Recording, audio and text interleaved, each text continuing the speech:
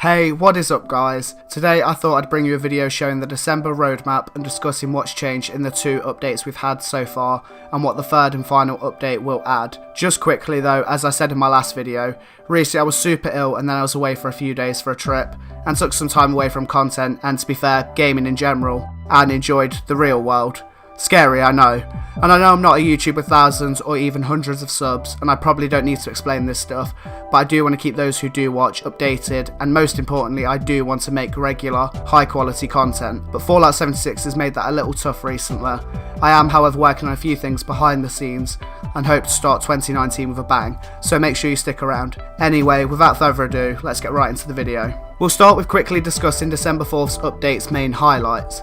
This update added a number of changes, a few of which were added on December 6th, but that's all explained in Bethesda's patch notes, which will be linked in the description below, and I suggest you guys go and take a look at that, as I'm only glossing over important details in this part of the video. Anyway, let's begin. PC frame rates were once again uncapped, and reaching higher frame rates no longer causes movement speed to increase. Stashes got increased to £600 and plan to increase again if it doesn't mess up the game. Ballistic fibre, a once rare material, can now appear in train station vendor and ammo vending machine inventories, and of course can be purchased. There was also the addition of bulk repair components to train station vendors. Resource collectors were nerfed after a lot of exploits cropped up as well.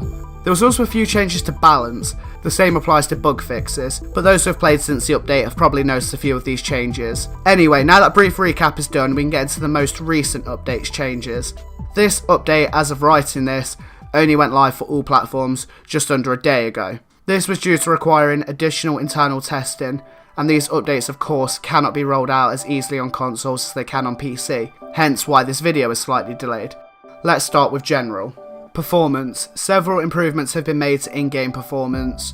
Stability. The Fallout 76 game client and servers have received additional stability improvements, which is fairly run-of-the-mill stuff at this point. We then have one change for art. Lighting.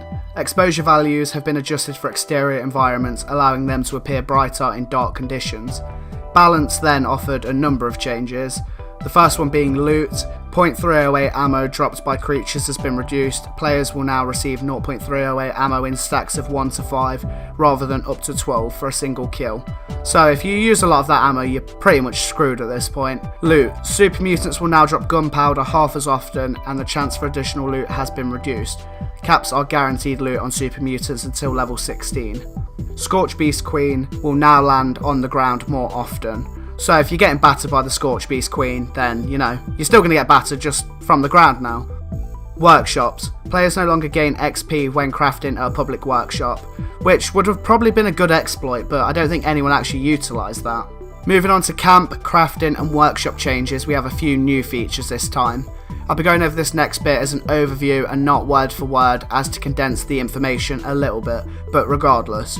The main new feature is the ability to automatically remove obstructions in camps. These include rocks, small trees and other small objects. Attempting to place an object near these obstructions will remove them automatically, meaning you could basically place a foundation over a rock or something similar that would clip through it normally, and this will now just be removed. You'll also now get a notification if you log into a world where someone else is occupying the space you're in. If you stay in that world, you can move your camp for free. If you however wish to leave, your camp will go back to its original location, if it's of course free. You can also now see the percentage of your camp's budget that's being taken by stored items and blueprints. There's even an option to filter between craftable items and those that you lack the requirements to build. And if that wasn't enough for you, you can even purchase Atomic Shop items directly from the workshop menu. Oh, and the windmill has had its power output increased from 3 to a whopping 12, so a 400% increase, which is pretty cool if you use that, but I didn't even know that was in the game, to be fair, so maybe you guys don't know that either. There's also changes to special with a re-specking, as they've quoted it. Every time a player levels up after level 50, they can now choose whether to unlock a new perk card or transfer one previously allocated special point from one category to another. This change is not retroactive for characters that have previously progressed beyond level 50, but will apply to every level up they achieve going forward. If a player chooses to reallocate a special point on leveling up, they'll be unable to select a new perk card for that level and vice versa. Respecking details have also been added to the perks section of the in-game help menu. There's also been a change to a number of quests, and in all but one instance, both the cooldown period and the XP of the quest has been altered. These will all be on screen, so if you want to pause the video and look at these, you can. There's also a crazy number of bug fixes, which is no surprise at this point, none of which are overly important, so again, these will be on screen for those that wish to read them. And yeah, that's it for the December 11th update. There is an update scheduled for December 18th, but they're still hoping for this. And once the update has rolled out, they've said it will be the last one of the year, as they shift their focus towards updates they have planned for early 2019, which will include new game content, many additional bug fixes, and more changes based on our feedback. If or when this update is up, I'll make sure to cover this for you guys, along with any future updates, so make sure you stay tuned for that.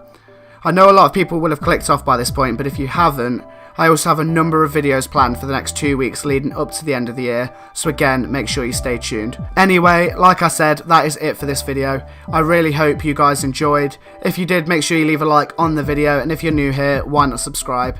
Anyway, thank you very much for watching, and peace.